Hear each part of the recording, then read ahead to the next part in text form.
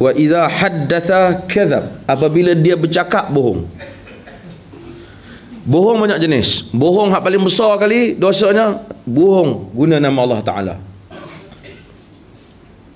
Allah telah mewahyukan kepada aku. Hak ni berapa kerat manusia ni habis.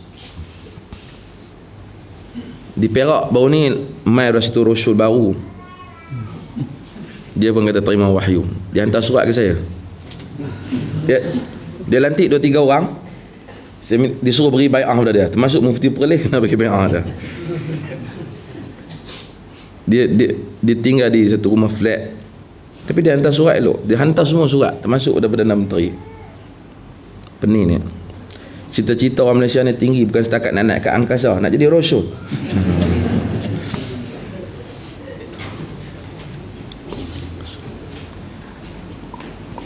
Semua orang sokong orang pergi angkasa ni kan.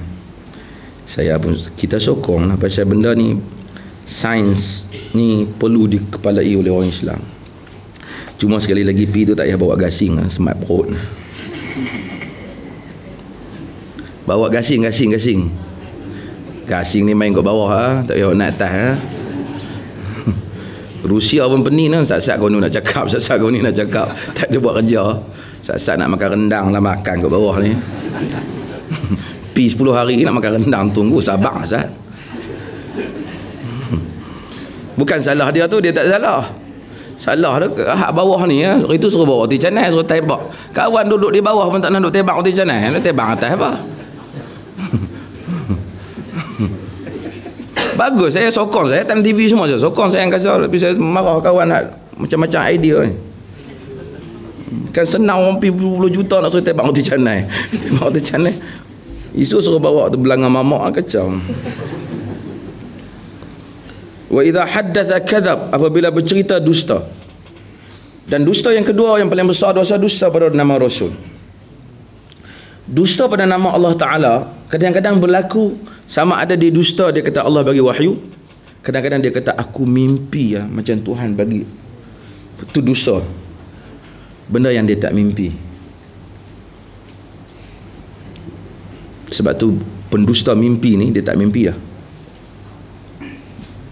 Dan kita tengok manusia ni, dulu timbul ajaran Al-Arqam. Semua ajaran tarekat sama.